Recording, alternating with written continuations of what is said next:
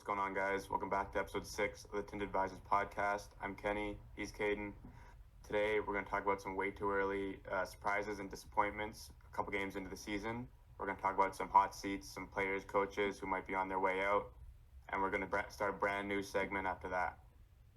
As always, we're going to finish off some trivia, but for now, let's go. You won't hear a sound. I got 1,000 gunmen turning up, but they will gun you down. So just before we get going here today, we'll be doing card of the day as always. Kenny, do you want to start us off today? Yeah, I'll get it going.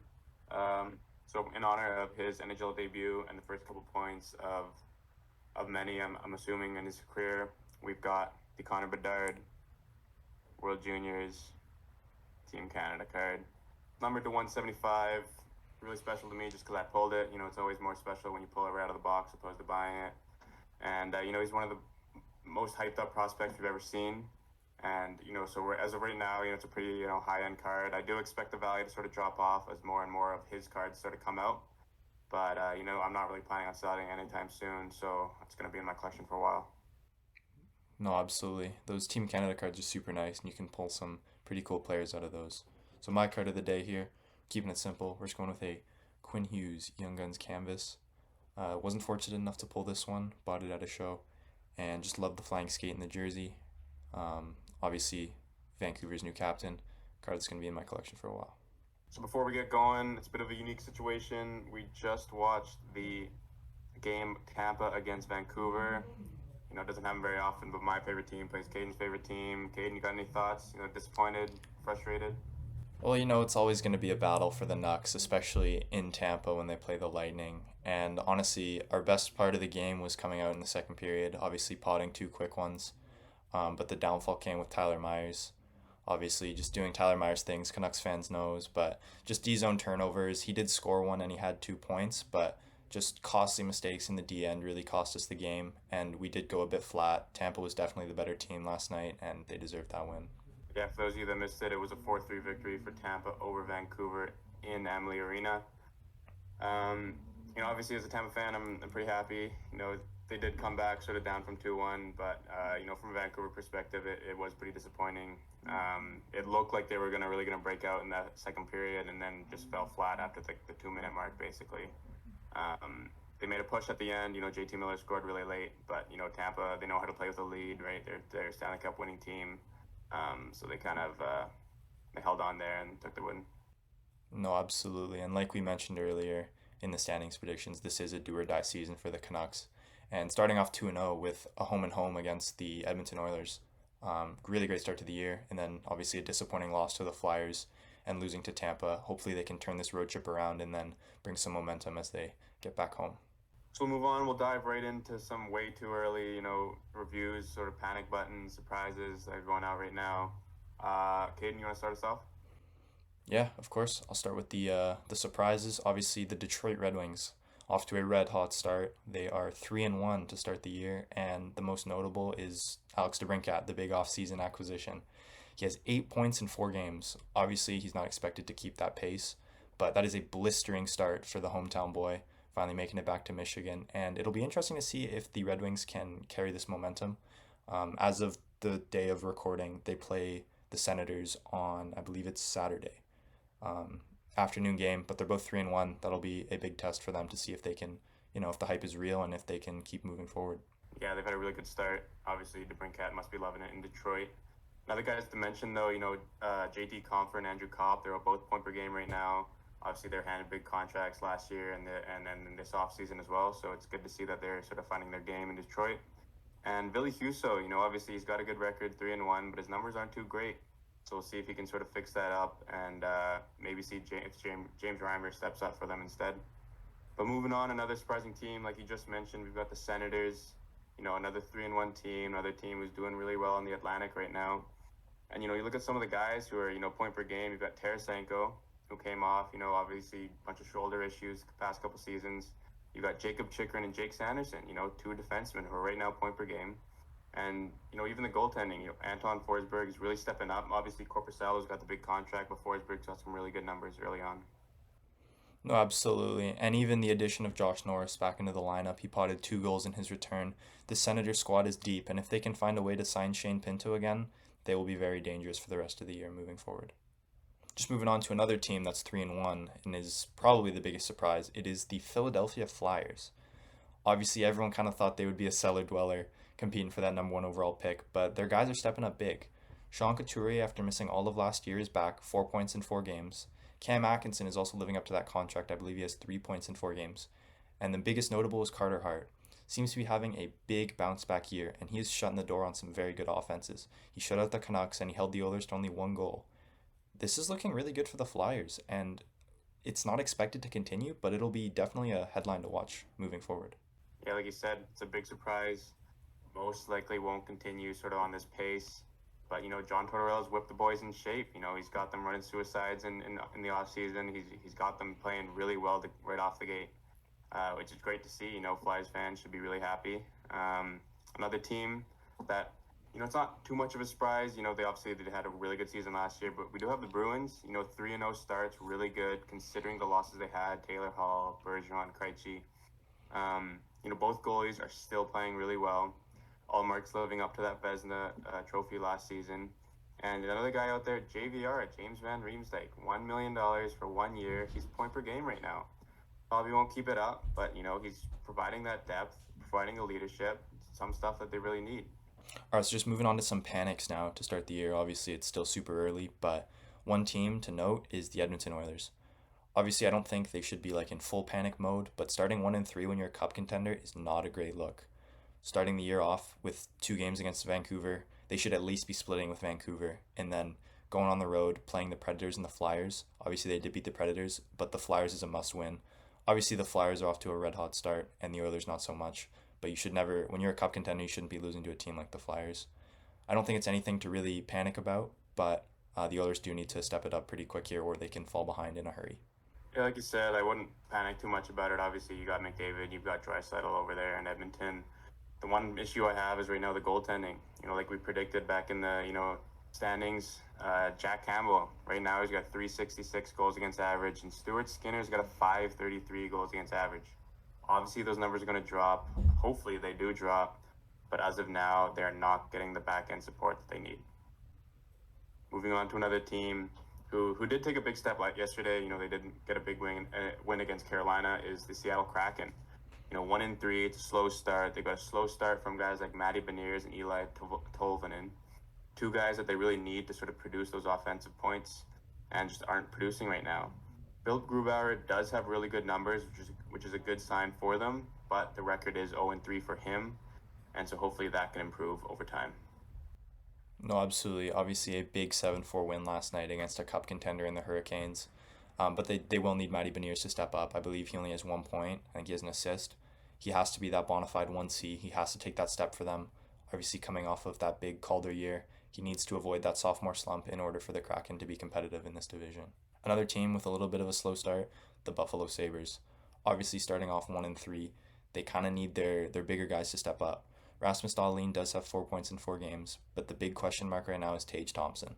Only has 1 point, 1 goal in 4 games. Obviously, a super slow start. He did score last game against the Flames, but obviously coming off a career year, putting up 94 points and I think 47 goals, he really needs to step up for this team and show that he can do that again and it wasn't a fluke. Yeah, the Sabres obviously a lot of hype coming into the season, a lot of young guys ready to break out.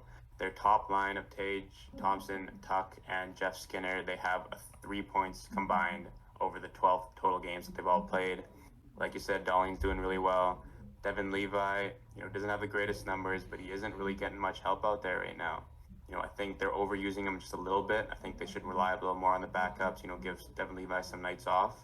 Just being so young, just starting off his career, he's going to need, not to be overworked, not to ruining development.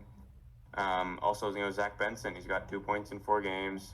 It's not terrible, he's obviously the 13th overall pick, right out of the gate doing, putting up, half a point per game. But, the big guys are going to need to step up. A lot of depth guys are going to need to step up, and hopefully the Sabres can turn this ship around really quick. Moving on to the next segment, we'll talk about a few players, coaches, GMs that might be on the hot seat, might be, maybe entering their last season. And we'll go right into it. We'll go with coaches. I think, a guy like Rod Brindamore with Carolina, I think it's pretty much cup or bust, right? He's been to a couple conference finals. They've been swept multiple times. And it's one of those unique situations where it's not really the team that's a problem, it's not really the coach that's a problem, it's just the fit's not really working, maybe like just a change of scenery that's needed, because Brind'Amour has proven to be a really good coach, Hurricanes have proven to be a really good team, but for some reason they just can't get over that hump. No, absolutely. The Canes have been plagued by this conference finals for the past couple years, and with the additions of Bunting and Orlov, the moves they made this offseason, I do believe it's enough to get over the hump, but definitely a storyline to watch if, they fall short again this year. Definitely something to watch. Brind'Amour could very easily be on his way out. So another coach who may, be in his last season, might be on his way out, is DJ Smith, coach of the Ottawa Senators. Pierre Dorian has built a roster that is capable to compete in the playoffs. They are a young team, outside of Claude Giroux and Vladimir Tarasenko. So I think DJ Smith kind of has to, guide this young team and show them what it takes to win and make these playoffs, because they haven't done it before, right? So it'll be interesting to see. I do expect Ottawa to be in the playoffs this year, but it'll be interesting to see if they can, get over the hump and get back in the playoffs. Yeah, like you said, the roster's built, well enough to make it into the playoffs at least, and I think that's the goal, that's the expectation. So I think if they do fall short, he might be the one who's sort of moved out, opposed to moving out any of the players. But they're a young team, like you said, and as good as a coach that he is, he doesn't really have a reputation to back him up like most coaches do. He doesn't really have that resume that a lot of other coaches have. And so, maybe if they do fall short, they will look for someone who has, a bigger resume, a bigger, past experiences, more successful experiences, and we'll see what happens by the end of the season. So just moving on to some, GMs that might be on the hot seat. We're going to start with Lou Lamoriello, obviously in the New York Islanders.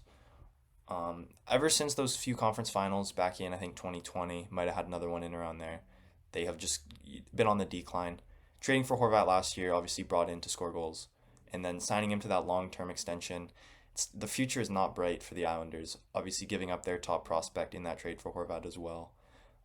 They're kind of locked into mediocrity, and they need to win now. And, they're in a very strong Metropolitan Division this year, and if they do miss the playoffs or their first-round exit, you can see some changes in New York starting on the horizon, but they are locked into mediocrity for several years to come.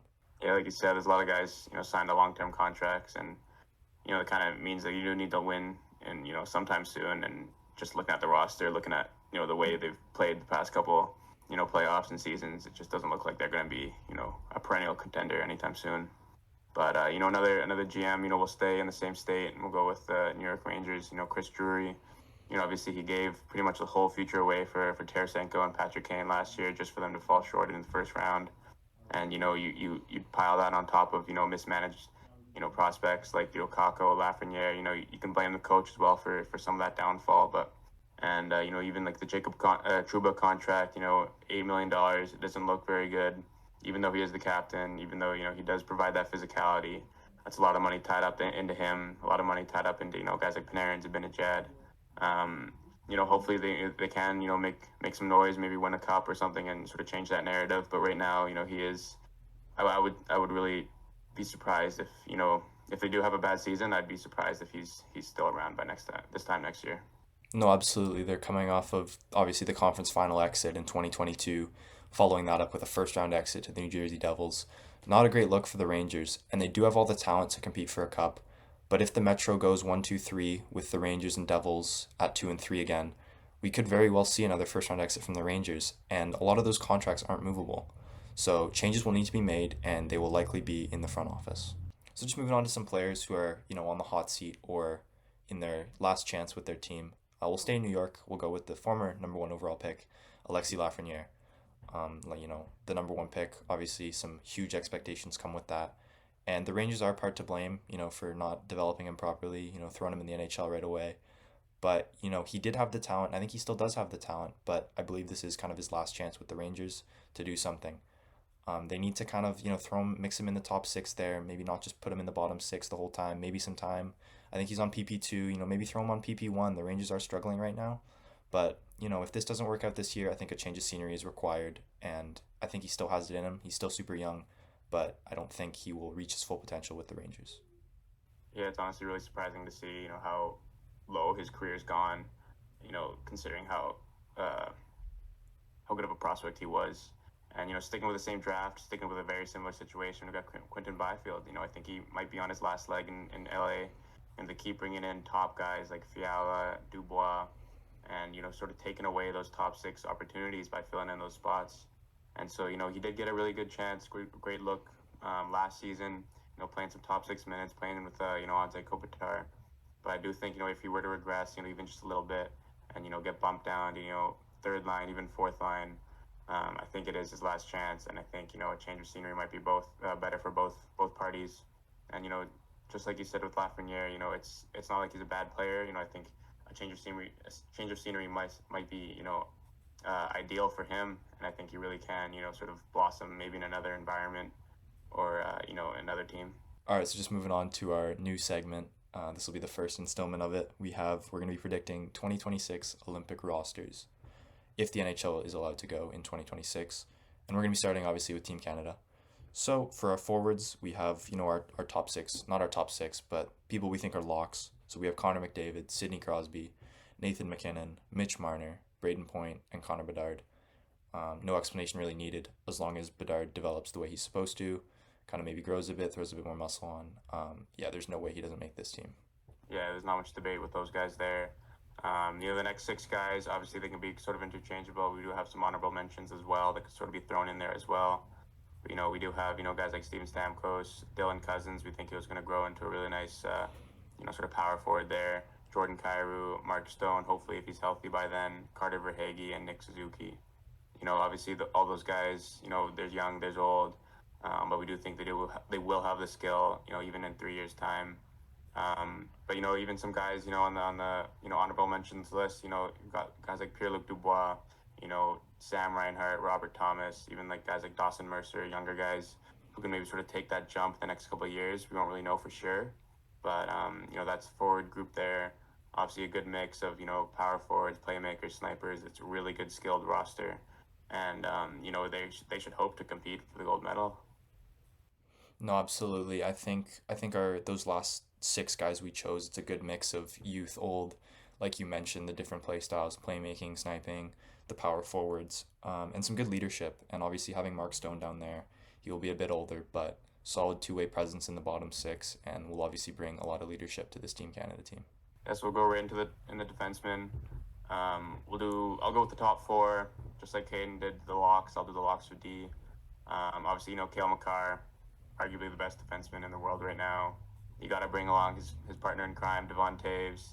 And then we'll round out the top 4 with the guys like Shea Theodore, just coming fresh off a cup, and then a guy like Dougie Hamilton as well. Yeah, so Team Canada's defense isn't as deep as their forwards, but we do believe those 4 guys will be locks for the team, barring any career-ending injuries between now and the Olympics. And then our bottom pairing, we've decided to go with Vince Dunn and Josh Morrissey. Both guys kind of breaking out last year, coming off of some big career years. We expect them to, continue that trend and, be in their prime for these Olympics. We had just a couple honorable mentions for the defensive side as well. I think a couple guys from Ottawa could really make it in there, like Jacob Chikrin or Thomas Chabot.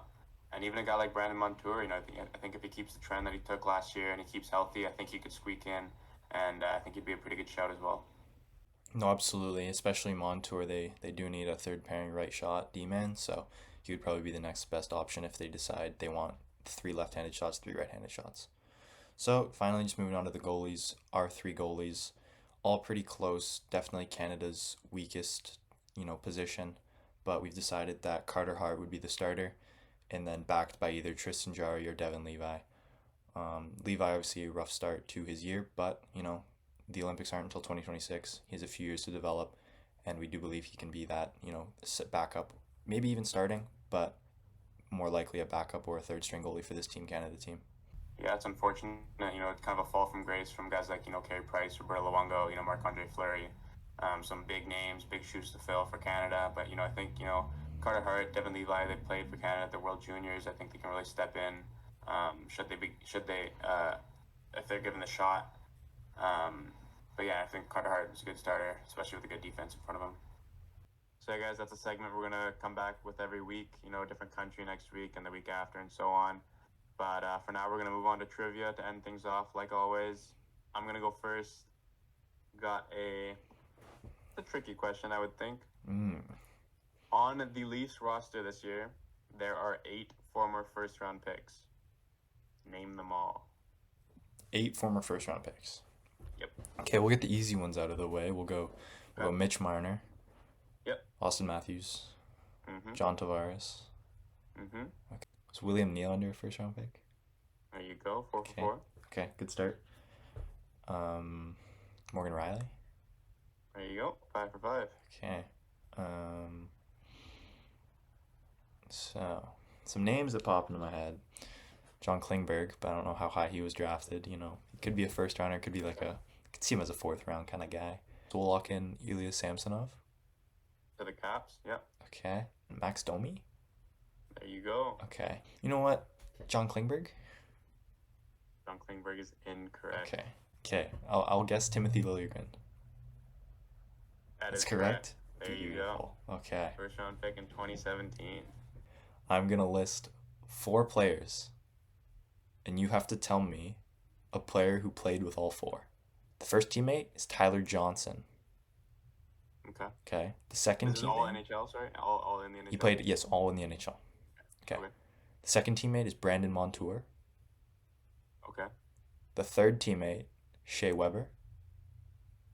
Okay. And the last teammate is Brandon Hagel. Okay, so the first thing that jumps out is Tampa.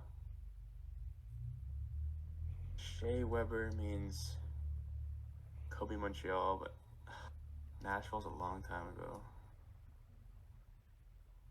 And then Brandon Montour would have been Anaheim, Buffalo, Florida. And I will say this, the player is active. They are currently playing. Oh, so it could be Chicago or Tampa, just because Johnson and Hagel both played there. Corey Perry technically played. Oh. Is it Corey Perry? Corey Perry is correct. So, you know, tried to throw you off with Weber a bit there, but you connected the dots pretty quick. Realized when you kept saying Hawks Tampa, I was like, uh-oh, this is gonna be quick. But no, good shout. There you go. There we go. All right. We'll go with a 10-player list. It's a yes or no question, whether they've hit 100 points or not. Okay. Yeah. I would have liked to keep it active, but there are a few recently retired players in there. Yeah. But we're just going to list them off. Ooh. Elias Pettersson. I'm gonna say yes. That's correct. Johnny Gaudreau. Johnny Gaudreau's a yes. That's correct. Patrick Marleau. Oh, Patty Marleau. The Sharks. I'm gonna say no. That is correct. Okay. Nicholas Backstrom. Backstrom's a no. He is a yes. Really? Okay. Yeah. Corey Perry. Speaking of. Corey Perry, 100 points. He scored a lot of goals. I'm gonna say no. That is correct. Joe Pavelski. Joe Pavelski. Yes. It's a no. Oof. Anze Kopitar. Kopitar, big two-way guy. We'll say no. That is correct. Evgeny Malkin. Malkin, I'm gonna say yes. That is correct. Kirill Kaprizov. Kirill the Thrill. Ooh. That's a tough one, actually. I'm gonna say no. He did, not last year, but the year before that he did. Okay.